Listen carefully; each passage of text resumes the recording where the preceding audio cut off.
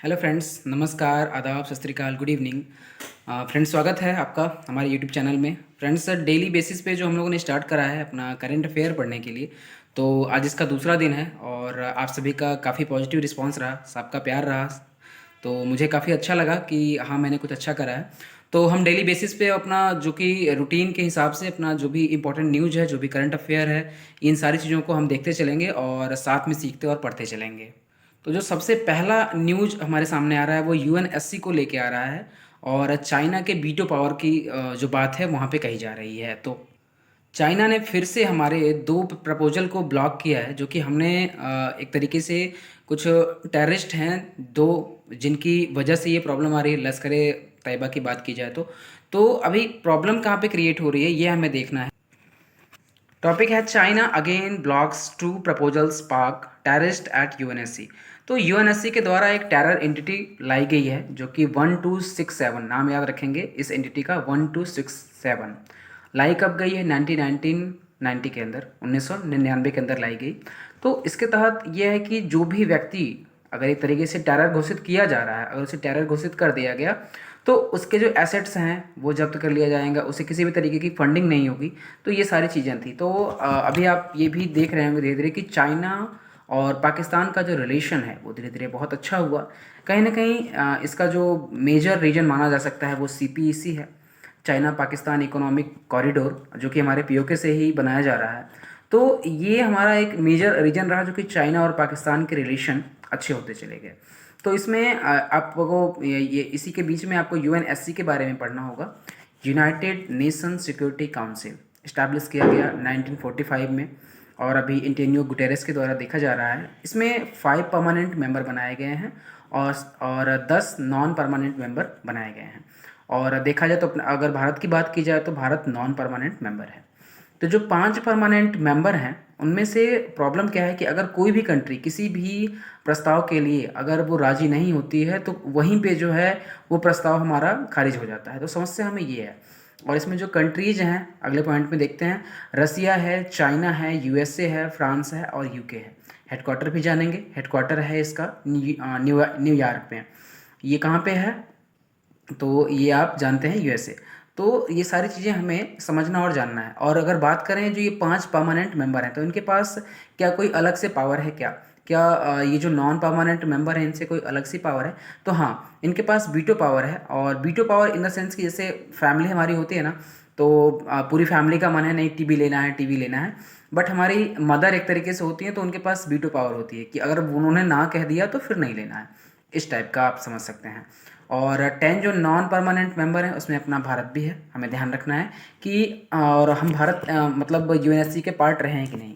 अच्छा, कभी कभी बात ये भी आती है कि क्या इंडिया इसके पहले, जैसे कि अगर हम ना बताएं तो हम ये सोचते हैं कि क्या इंडिया कभी जो है मेंबर बन पाया था कि नहीं बन पाया था यूएनएससी का। तो अब तक में 8 बार यूएनएससी का मेंबर बन चुका है इंडिया, ये याद रखना है आपको। और काफ़ी सारी चीज़ों को लेके जो यूएनएससी का ये पूरा का सिलसिला चल रहा है, तो हम ये सोच रहे हैं कि यूएनएससी ही एक तरीके से पीस कीपिंग के एरिया में और इन सारी चीज़ों का ध्यान रखती है। तो सोचने की बात यह है कि यूएनएससी में रिफॉर्म की गुंजाइश है क्या? रिफॉर्म की बात की जा रही है काफ़ी टाइम से, रसिया यूक्रेन के वॉर के बाद से और पहले से भी ये बात चली आ रही है, जिसमें कि भारत, ब्राज़ील, जापान को उनका ये प्रयास रहा है कि उन्हें वीटो पावर मिल जाए और वो परमानेंट मेंबर बन जाए। तो और भारत ने जो ये सीपीईसी चली थी चाइना के और पाकिस्तान के बीच में, चाइना पाकिस्तान इकोनॉमिक कॉरिडोर, इसका जो है विरोध काफ़ी टाइम से किया जा रहा है भारत के द्वारा। करना भी चाहिए, लाजमी सी बात है। अगर हमारे घर से कोई रोड गुजर जाएगी तो हम एक बार तो विरोध करेंगे कि भाई हमारे घर में से क्यों। और देखा जाए तो सबसे बड़ा इशू इसमें क्या है कि जो दो आतंकवादी लश्कर ए तैयबा के जो एक तरीके से स्टार्टिंग करने वाले थे वो हफीज़ सईद, उनका दो दो बेटे तलहा शहीद और सईद मोहम्मद, इन दोनों को टेररिस्ट घोषित करने की बात की गई। बट यहाँ चाइना ने अपनी वीटो पावर लगा दी। तो इस तरीके की जो हरकतें हैं, ये जो आप कह सकते हैं हिमाकत, ये सारा का सारा चाइना हमेशा से करता आ रहा है। अगर उन्हें एक बार इस तरीके से अगर जो है ये देख लिया जाए, उनको अगर टेररिस्ट घोषित कर दिया जाए तो उन्हें फिर जो है फंडिंग जो होती है वो नहीं मिलेंगी और उनके ये सारी जो प्रॉब्लम्स क्रिएट हो रही हैं, ये कहीं ना कहीं हमें एक तरीके से बंद हो जाएंगी, लश्कर तैयबा एक तरीके से समाप्त हो सकता है। बट ये चाइना हमेशा से इन चीज़ों के बीच में आता रहा है, रोड़े डालता रहा है, वीटो पावर की समस्या लेके आता रहा है। तो नॉन परमानेंट मेंबर जो भी हैं, आप 2 साल तक रह सकते हैं। 2 साल के बाद आपको फिर से इसके इलेक्शन होंगे, तो ऐसा कुछ इलेक्शन के बाद आप बन सकते हैं। A new lease of life for climate action. Friends, काफ़ी टाइम से चर्चा में है global warming, green house gases बढ़ते जा रही हैं। तो देखिए, सामान्य भाषा में मैं समझाना चाहूँगा, ग्लोबल वार्मिंग एक तरीके से तो जो भी सन से हमें एनर्जी और जो सन से जो हमें धूप मिल रही है, उससे टेम्परेचर हमारा बढ़ता है। तो दिन में जो धूप तो बढ़ गई, फिर रात में उसी तरीके से वो गैसेज का एक लेयर, उसके बाद ये जो हमें हीट जो मिला, ये हीट वापस से रिलीज हो जाती है। बट अभी क्या है ना कि हमारे खुद के दोहन से, हमारे खुद के प्रयोग से, ऐसे ऐसे हमारे एक्सपेरिमेंट और ऐसे ऐसे जो भी हमारा जो है डेली यूज का इस तरीके का बहुत सारा प्रदूषण हम कर रहे हैं, तो उससे जो गैसेज की एक लेयर मोटी सी जमा हो रही है, और जो टेम्परेचर यहाँ से इमिशन होना चाहिए वो नहीं हो पा रहा है। तो धीरे धीरे टेम्परेचर बढ़ता जा रहा है, ग्लोबल वार्मिंग बढ़ती जा रही है। इसके जो है एक तरीके से देखा जाए तो सबसे ज़्यादा जो हमारा गैस इमिशन है, इसको हमें कम करना चाहिए। और देखा जाए तो ये चीज़ें हो कहाँ से रही हैं, हमारी सीमेंट इंडस्ट्री है, और इलेक्ट्रिसिटी प्रोडक्शन है, और देखा जाए तो वेहिकुलर मूवमेंट है, और एग्रीकल्चर प्रोडक्शन है, एग्रीकल्चर जो भी प्रोडक्ट्स हैं उनमें से सबसे बड़ी मेजर पोर्शन क्या है, CH4 मीथेन। तो ये सारी समस्याएं हमारे लिए बनी हुई हैं। तो इन्हीं चीज़ों को देखते हुए मोदी जी के द्वारा ये क्लाइमेट एक्शन, जो कि लाइफ के नाम से समझा जा रहा है, तो इसके बारे में बात की जाए। लाइफ का एक फुल फॉर्म यहाँ पे इन्होंने दिया कि life style for environment. Initiative का क्या है कि हमारा 2070 तक नेट जीरो इमिशन की बात कही गई है, कि हमें ये गोल अचीव करना है। और देखिए, इसके हम एक तरीके से कह सकते हैं कि अल्टरनेटिव क्या हो सकता है, सोलर एनर्जी हम यूज कर सकते हैं। कोल बेस्ड प्लांट को ख़त्म करना ही करना होगा, क्योंकि हमें अगर नेट जीरो इमिशन की बात कर रहे हैं तो ख़त्म तो करना ही पड़ेगा। फिर इलेक्ट्रिक व्हीकल है जो कि हम यूज कर सकते हैं। और देखा जाए तो इससे जो नेगेटिव चेंजेस हो रहे हैं, आपको समझाना चाहूँगा। ग्लोबल वार्मिंग है, ये आप समझिएगा ध्यान से बिल्कुल। ग्लोबल वार्मिंग से क्या हुआ, ओशियन में टेम्परेचर बढ़ा। ओशियन में टेम्परेचर बढ़ने से क्या हुआ, कोस्ट रीजन में फ्लड, सबमर्जेंस, जो भी उसके आसपास की सिटीज़ हैं उनमें सबमर्जेंस की प्रॉब्लम, ग्लेशियर का पिघलना, एक्सट्रीम वेदर कंडीशन, और जैसे बाढ़, सूखा, और इन्हीं के थ्रू जैसे मलेरिया, चिकनगुनिया, ये सब चीज़ें भी बढ़ जाती हैं। फूड सिक्योरिटी पे भी असर हो रहा है। तो ये सारी चीज़ें कहीं ना कहीं रिलेटेड हैं, इनको हमें कोरिलेट करना पड़ेगा और समझना पड़ेगा। और इसके लिए मोदी जी ने बात करी है लाइफ की, जो कि life style for event environment. ये ग्लासगो में हुआ, COP26 में इसकी बात की गई, नवंबर 2021 में। इसमें लाइफ स्टाइल को चेंज करने की बात की गई, कि अपने लाइफ स्टाइल को हम चेंज करें। जैसे अगर जो भी हम अगर AC वगैरह यूज कर रहे हैं, तो उनसे जो गैसेस निकल रही हैं, फ्रियान वगैरह, CFC वगैरह, तो ये सारी चीज़ें कहीं ना कहीं इन्वायरमेंट को हार्म कर रही हैं। तो इसे हम कैसे कर सकते हैं, मतलब अगर हमें यूज नहीं है तो हम ना चलाएं। और मैं ये नहीं कह रहा कि हमें बिल्कुल आज से ही बंद कर देना चाहिए, पॉसिबल नहीं है। एनर्जी को सेव कैसे करें, हमें इस पे सोचना और समझना चाहिए। व्हीकल है तो हम हर जगह अपना, ज़रूरी नहीं कि अगर हमें 1 किलोमीटर जाना है तो अपना बाइक ही लेके जाएं, कार ही लेके जाएं, साइकिल चला सकते हैं। इस तरीके का छोटा छोटा इनिशिएटिव हम ला सकते हैं। प्लास्टिक का कम से कम यूज करें, पानी का कम से कम यूज करें, खेती के पानी में या फिर खाद का जो सब्स्टिट्यूट है उसका खोजने का व्यवस्था करें। ये सारा काम हम कर सकते हैं। और गवर्नमेंट को क्या करना चाहिए, गवर्नमेंट को एक तरीके से कैंपेनिंग करनी चाहिए, अवेयरनेस करनी चाहिए, इंफ्रास्ट्रक्चर डेवलपमेंट करना चाहिए, इंसेंटिवाइज करना चाहिए, जो कि बहुत ज़्यादा बेनिफिशियल होगा। और करंट टाइम में बात किया जाए तो वर्ल्ड जो सफ़र कर रहा है वो क्लाइमेट चेंज, पॉल्यूशन और बायोडाइवर्सिटी, इन सारी चीज़ों से वर्ल्ड सफ़र कर रहा है। तो आप समझ सकते हैं कि इन चीज़ों के विषय में सोचना कितना ज़्यादा ज़रूरी है, कहीं ना कहीं हमारे लिए आवश्यक है, तभी हम इसके बारे में सोच रहे हैं। और मोदी जी के द्वारा इतना फोकस किया जा रहा है, तो कुछ ना कुछ तो बात है, इसलिए तो किया जा रहा है, तो हमें ध्यान में रखना है। CGI को लेकर लिस्ट जारी करी गई है, चूँकि हाल ही में हमारे 50वें CGI बनाए जा रहे हैं। तो ये सारी चीज़ें चर्चा में इसलिए हैं चूँकि अगर देखा जाए तो इसमें लॉन्गेस्ट सर्विंग और कम से कम सर्विंग, ये सारी चीज़ों का डाटा आया हुआ, तो पढ़ेंगे इसके बारे में। लॉन्गेस्ट सर्विंग जो CGI बने, चीफ जस्टिस ऑफ इंडिया, वो थे YV चंद्रचूड़। और जो करंट CGI हमारे हैं उनके फादर। और इनका जो टेन्योर था वो 7 ईयर 4 मंथ 19 डेज का था। याद रखेंगे, ये आ सकता है, पूछा जा सकता है, अगर डाटा पॉइंट की बात करें तो आ सकता है। और जो अभी करंट में बनने जा रहे हैं वो हैं DY चंद्रचूड़ जी, 15th CGI। इसके पहले 49th नंबर पे कौन है, यू ललित जी सीजेआई हैं। तो ये सारी चीज़ें हमें याद रखना है। और ये जो डेटा पॉइंट आते हैं तो इनसे हम एक तरीके से ऑब्जर्व कर सकते हैं कि वुमेन का रिप्रेजेंटेशन कैसा रहा आफ्टर इंडिपेंडेंस, महिलाएं सीजेआई बनी या नहीं बनी, ये सारी चीज़ें। और अभी तक इंडिया में, अभी तक इतना टाइम हो गया देश को आज़ाद हुए, अभी तक इंडिया को कोई भी महिला सीजीआई नहीं मिली है। तो ये सारी चीज़ें जानने को मिलती हैं। तो हमें समझना होगा कि क्या वुमेन रिप्रेजेंटेशन जो सुप्रीम कोर्ट, हाई कोर्ट में अगर देखा जाए सीजीआई के लिए, बेसिकली सीजीआई के लिए देखा जाए तो क्या इम्पोर्टेंट रोल वो अदा नहीं कर सकती? क्या हमें यहाँ पे वुमेन एम्पावरमेंट या फिर सारी टॉपिक्स को सोचने और समझने की ज़रूरत नहीं है? तो ये सारी चीज़ें हैं। फिर अगर देखा जाए सीजीआई को अपॉइंट कौन करता है, प्रेसिडेंट करता है। और एक तरीके से कन्विक्शन कहा गया है कि जो जाते हुए सीजीआई हैं, मतलब जिनका टेन्योर ख़त्म हो गया या फिर ख़त्म हो रहा है, वो आने वाले सीजीआई, न्यू सीजीआई का नाम और एक तरीके से बता के जाएंगे सारी चीज़ें। और हमेशा कन्विक्शन ये भी रहा है कि सीनियर मोस्ट जज ही को ही सीजीआई बनाया जाएगा, बट ऐसा एक दो बार एक्सेप्शन के तौर पे देखा जाए तो नहीं हुआ है। फिर इसी से रिलेटेड कोलेजियम सिस्टम है। कोलेजियम सिस्टम इट मीन्स कि सुप्रीम कोर्ट में जजेस का अपॉइंटमेंट ट्रांसफ़र कैसे होगा, इन सारी चीज़ों का जो सोचने और समझने का एक पूरा जो है ग्रुप कह सकते हैं, वो है कोलेजियम। तो इसमें सीजीआई और 4 मोस्ट सीनियर जज, उनको मिला के कोलेजियम सिस्टम बनता है। और इसमें इसी के थ्रू जज का अपॉइंटमेंट और ट्रांसफ़र का काम किया जाता है। ठीक। और देखा जाए तो इसी में जब हमने लॉन्गेस्ट की बात करें तो शॉर्टेस्ट की भी बात करते हैं। शॉर्टेस्ट सर्विंग जो सीजीआई थे वो के.एन. सिंह थे, वो 17 डेज के लिए बनाए गए थे। अपने यू ललित जी का भी बहुत कम टाइम का पीरियड रहा है, 2 मंथ 11 डेज का रहा है। और अगर लॉन्गेस्ट सर्विंग सीजीआई की बात करें तो वाई वी चंद्रचूड़ जी थे, और ये उस टाइम के अभी तक के यंगेस्ट वाई वी चंद्रचूड़ ही हैं। यंगेस्ट सीजीआई भी वाई वी चंद्रचूड़ ही हैं।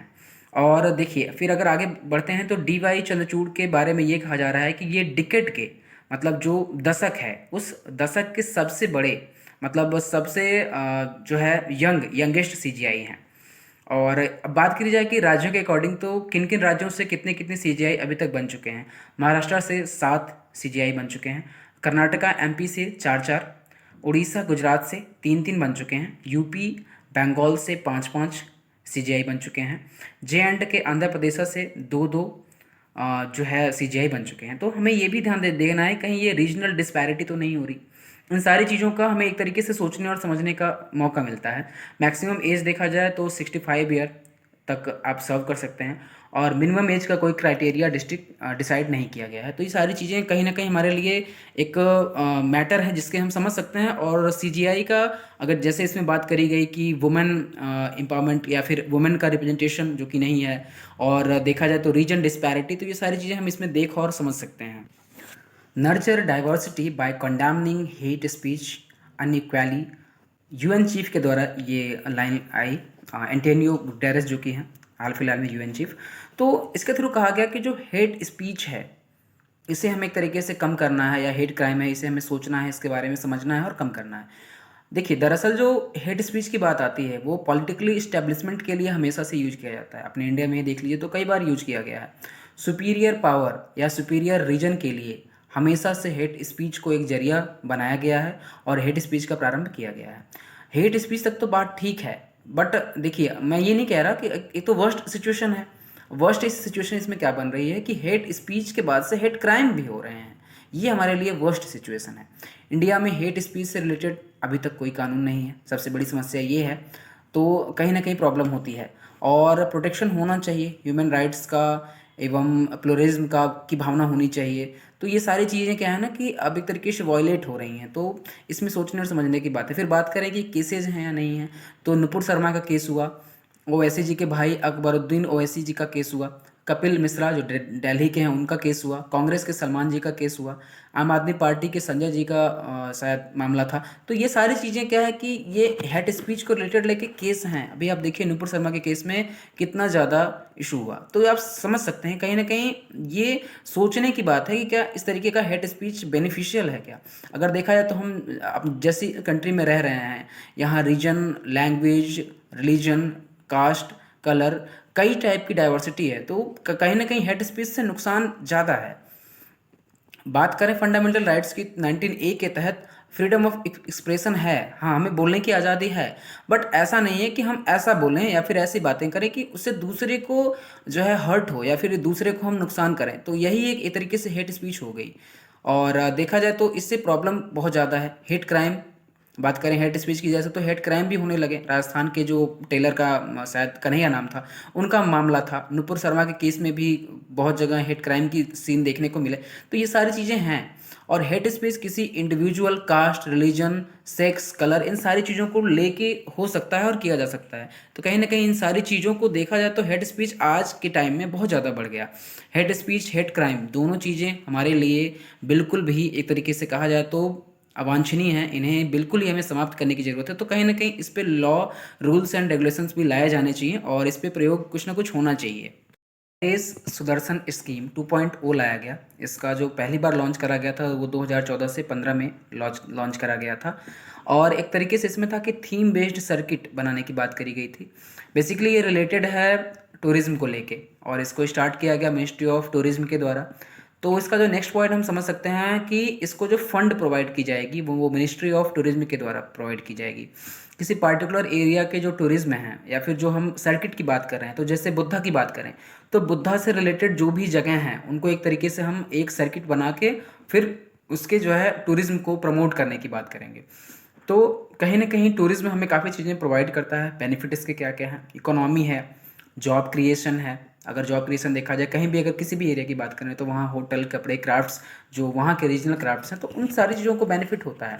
और जॉब क्रिएशन की बात करें तो इससे जॉब क्रिएशन 2017-18 में 14.78% और 18-19 में 14.87%, 19-20 में 15.34%। तो कहीं ना कहीं जॉब क्रिएशन धीरे धीरे बढ़ता जा रहा है। तो हमें सोचने और समझने की ज़रूरत है कि क्या वाकई हमारे लिए इम्पोर्टेंट है। तो हाँ, इम्पोर्टेंट है। देखा जाए तो किसी भी रीजन का जो डेवलपमेंट है, विकास है, वो हो जाता है। और किसी रीजन में इन्वेस्टमेंट, इंफ्रास्ट्रक्चर भी बढ़ता है जब हमें इन चीज़ों पे हम फोकस करते हैं। और सबसे बड़ी चीज़ है कि कल्चरल एक्सचेंज भी होता है जब भी हम टूरिज्म को प्रमोट करने की बात करते हैं। और देखिए कल्चरल एक्सचेंज कैसे होगा? जब टूरिज्म प्रमोट होगा तो हम किसी दूसरे स्टेट या किसी दूसरे कंट्री जाएंगे, वहाँ के कल्चर अपनाएंगे और यहाँ का कल्चर उनको एक तरीके से ट्रांसफ़र करेंगे। तो ये सारी चीज़ें होती हैं। कल्चरल एक्सचेंज अदर कंट्री के साथ अगर होता है तो सॉफ्ट पावर का भी इम्पॉर्टेंट हिस्सा है। तो सॉफ्ट पावर भी इस तरीके से बढ़ते हैं। Soft power in the sense कि कह सकते हैं जैसे हमारा गेम्स वगैरह हैं, इंटरनेशनल गेम्स वगैरह, तो इन सारी चीज़ों को सॉफ्ट पावर के से रिलेट कर सकते हैं। टैक्स जनरेशन भी होता है हमारा।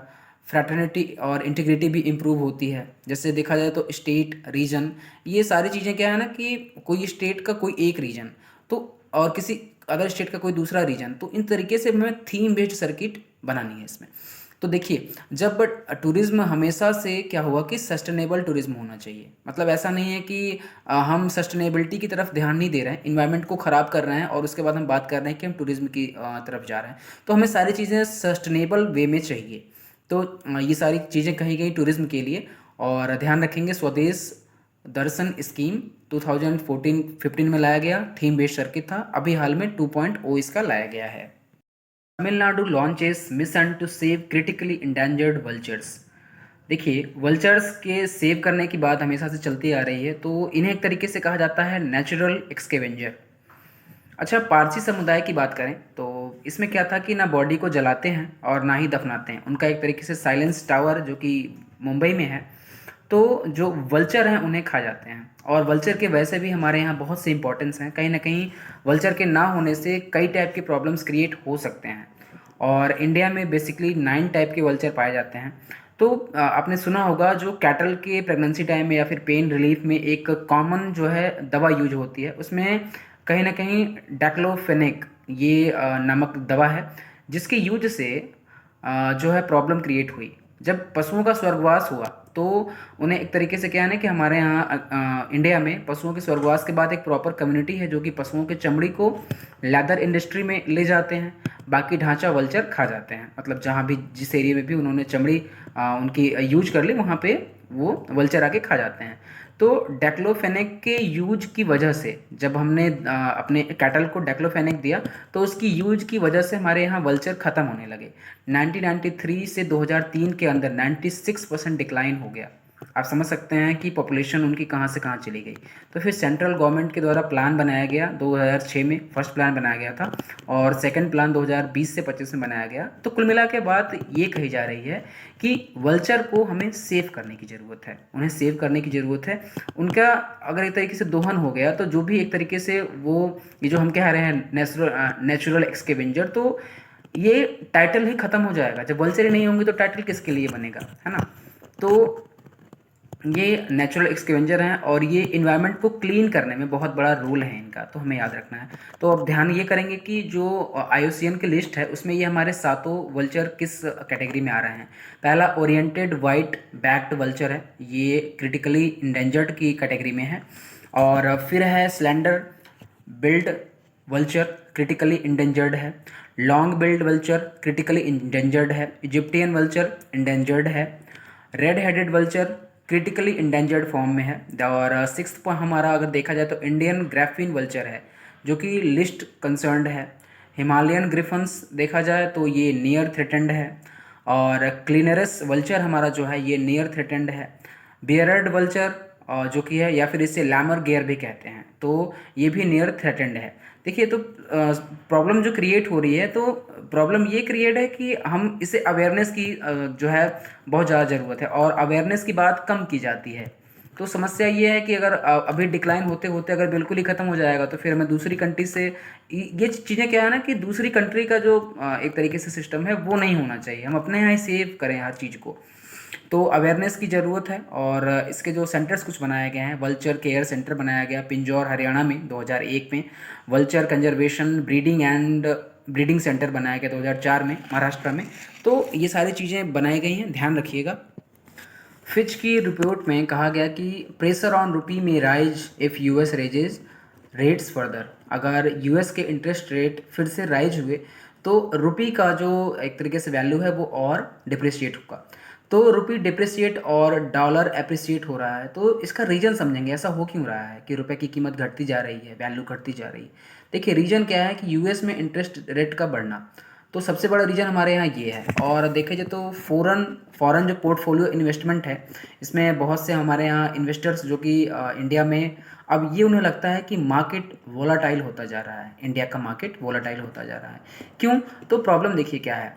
रसिया यूक्रेन की वॉर चल रही है, और इस वॉर से हमें क्या नुकसान है, इस वॉर से हमारा ऑयल प्राइस इंक्रीज होता जा रहा है।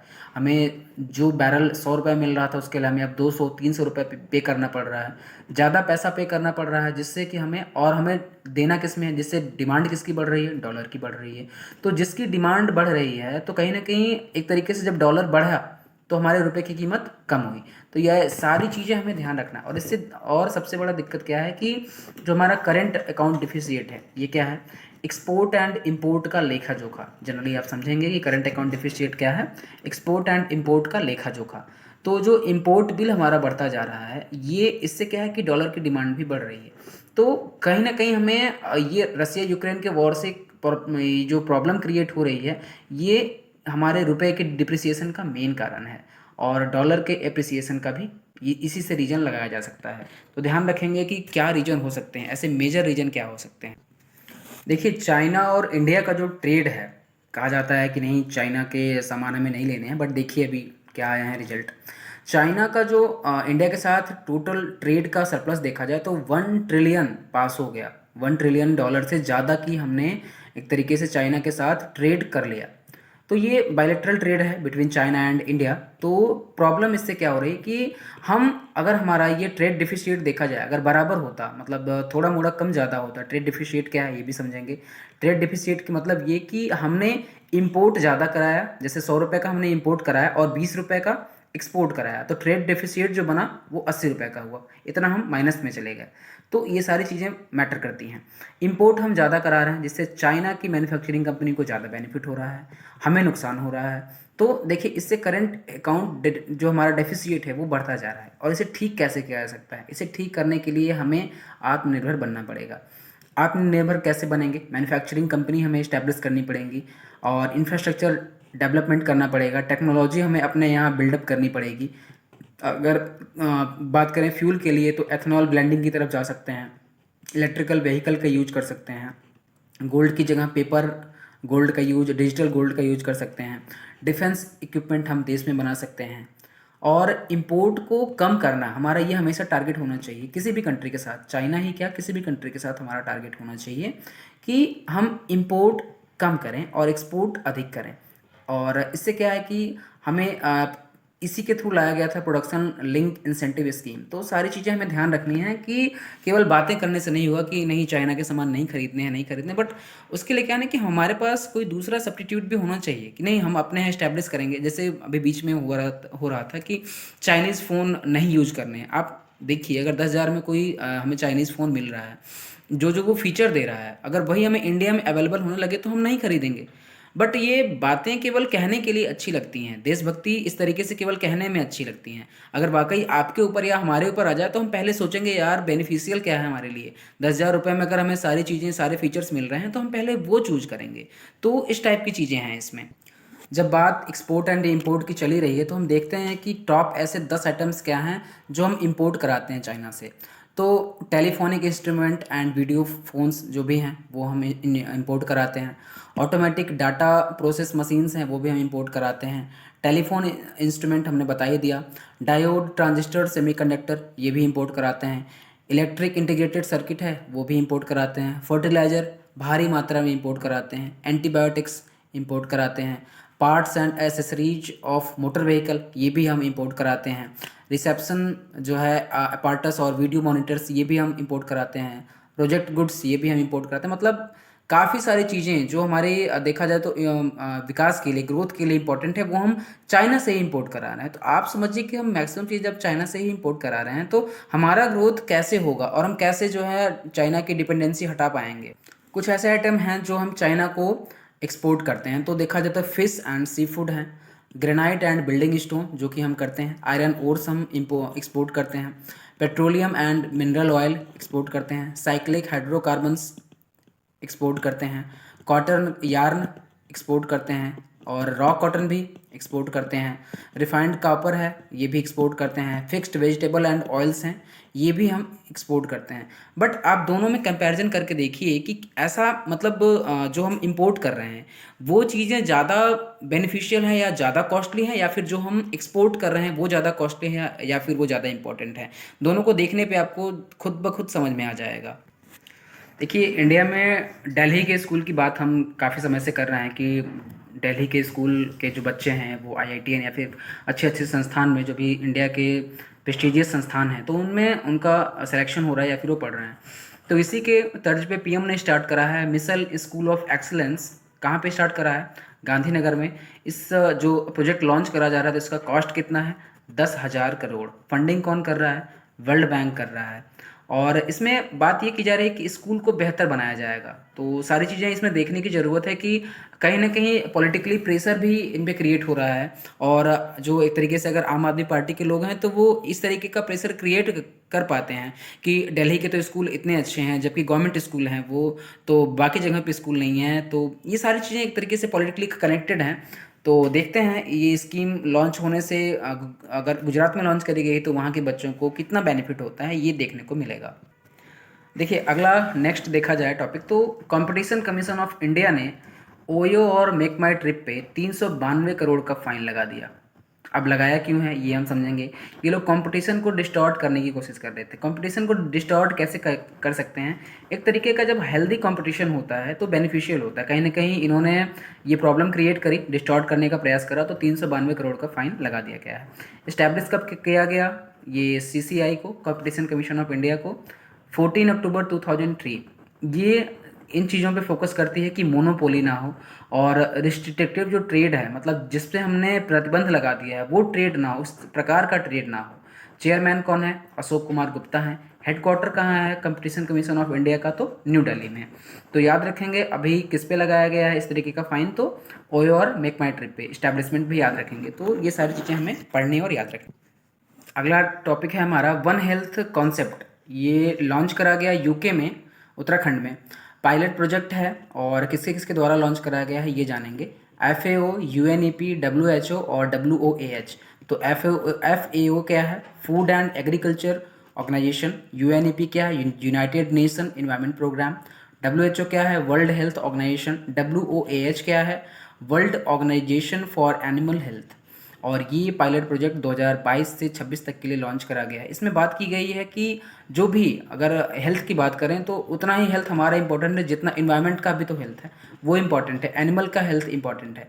तो अगर ह्यूमन की बात करें तो ह्यूमन के हेल्थ के साथ साथ हमें इन्वायरमेंट का हेल्थ और एनिमल का हेल्थ सारी चीज़ों को साथ में लेके चलना है। और बात वही फिर सस्टेन की बात है, सस्टेनेबल चीज़ों को देखते हुए हमें ऐसा मतलब हेल्थ का ध्यान रखना है कि किसी के हेल्थ को हानि ना हो, सारी चीज़ों को फोकस करना है। नेक्स्ट न्यूज़ देखेंगे फ्रेंड्स। दिलीप महालनोबिस बहुत ही लेजेंडरी पर्सनालिटी थे जिनके द्वारा ORS का निर्माण किया गया था। ओरल रिहाइड्रेशन सॉल्यूशन को इन्हों के द्वारा बनाया गया था। बट इन्होंने इतनी बड़ी मतलब एक तरीके से बहुत बड़ी बात है कि इन्होंने वेलफेयर के लिए बिना पेटेंट कराए, बिना कॉमर्शलाइज कराए इन्होंने दे दिया कि कोई भी अब बना सकता है, इसे पेटेंट नहीं करवाया। तो ऐसी ऐसी पर्सनैलिटीज़ का और रहना इंडिया में बहुत बड़ी बात है। तो ये ORS हम याद रखेंगे किसके द्वारा बनाया गया था? दिलीप महालनोबिस के द्वारा। और अभी इनका डेथ हो गया है। तो इसी से बात करेंगे कि जो ORS है वो यूज कैसे करते हैं, कहाँ पे कर सकते हैं। जब डायरिया हमें होता है ना, तो डायरिया में बॉडी से लिक्विड काफ़ी मात्रा में निकल जाता है, तो उसमें हम ORS का घोल यूज करते हैं। और अभी तक इंडिया में देखा है तो 6 करोड़ से ज़्यादा लोगों की जान बच चुकी है ओनली एंड ओनली ORS की घोल के सेवन से। तो ये हमें ध्यान रखना है। नाम दिलीप महालनोबिस, ठीक है। कांग्रेस पार्टी के जो प्रेसिडेंट की लड़ाई चल रही थी उसको मल्लिकार्जुन खड़गे जी के द्वारा जीत लिया गया है। तो ये अगेंस्ट किसके था? शशि थरूर जी के द्वारा था। तो अब बात करेंगे इंडियन नेशनल कांग्रेस की। फाउंडर कौन थे? एओ ह्यूम थे। और इसका जो मतलब जो भी सेशंस हुए थे वो कब कैसे हुए थे, इन सारी सेशंस के बारे में जान लेंगे सरसरी निगाह से। INC का जो फर्स्ट सेशन हुआ था वो 1885 में हुआ था। नॉर्मली किसी मुद्दे पे चर्चा करने के लिए बनाया गया था। और WC बैनर्जी के द्वारा अध्यक्षता की गई थी, बॉम्बे में हुआ था। 1886 में हुआ, दादा भाई नौरोजी ने अध्यक्षता करी, कलकत्ता में हुआ। 1887 में हुआ, सैयद बदरुद्दीन तैयब जी के द्वारा, ये मद्रास में हुआ। 1888 में जॉर्ज यूल जी के द्वारा इलाहाबाद में हुआ ये सेशन। और उस टाइम पे ये देखा जाए तो जॉर्ज यूल जो थे ये फर्स्ट इंग्लिश प्रेसिडेंट थे। और फिर 1896 में हुआ। इसमें रहीमतुल्ला एम सयानी जो थे उन्होंने जो है अध्यक्षता संभाली। ये कब हुआ? तो ये हुआ 1896 में। कहाँ पे हुआ? कलकत्ता में हुआ। इसमें पहली बार वंदे मातरम गाया गया, ध्यान रखना है। 1896 में पहली बार वंदे मातरम गाया गया। 1905 में गोपाल कृष्ण गोखले जी की अध्यक्षता थी। इसमें पार्टीशन जो हो रहा था बंगाल का 1905 में, तो इस पे काफ़ी गुस्सा था कि इस तरीके का पार्टीशन नहीं होना चाहिए। अध्यक्षता कौन कर रहा था? गोपाल कृष्ण गोखले जी। कहाँ पे हुआ था? वाराणसी में, जो कि उस टाइम पे बनारस। 1906 में कौन बना? दादा भाई नौरोजी जी ने अध्यक्षता संभाली। स्वराज शब्द का पहली बार जो मेंशन किया गया, पहली बार जो बात आई, तो इन्हीं के द्वारा दादा भाई नौरोजी के द्वारा मेंशन किया गया। और ये हुआ जो कि कलकत्ता में, ध्यान रखना है हमें। और फिर अगर बात करें 1907 में, तो रास बिहारी घोष जी के द्वारा इनकी अध्यक्षता की गई। और ये 1907 में सूरत में सेशन हुआ था। तो उसी टाइम पे पार्टी का विभाजन हो गया, नरम दल एवं गरम दल में बहुत सारी जो है उस समय पर विवाद हुआ। तो उस टाइम पर जो सेशन है वो कंटिन्यू नहीं हो पाया चूँकि झगड़ा हो गया, पार्टी का विभाजन हो गया, तो नहीं हो पाया।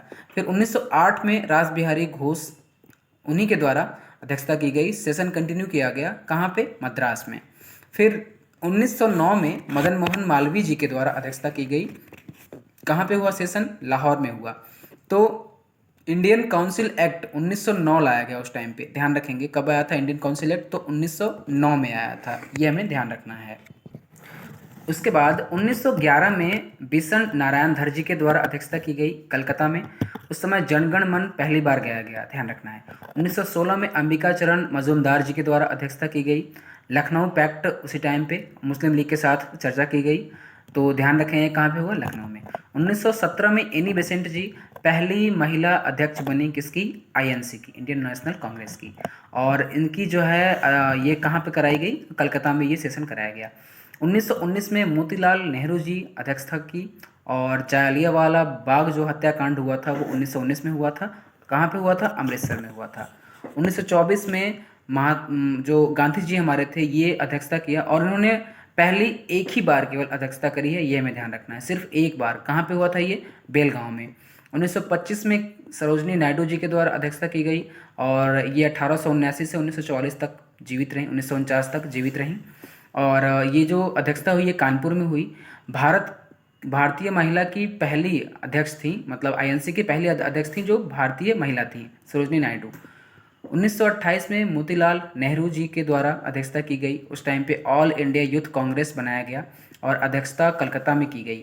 1929 में जवाहरलाल नेहरू जी के द्वारा अध्यक्षता की गई। पूर्ण स्वराज की बात, सिविल डिसओबीडियंस मूवमेंट उसी टाइम पे लाया गया।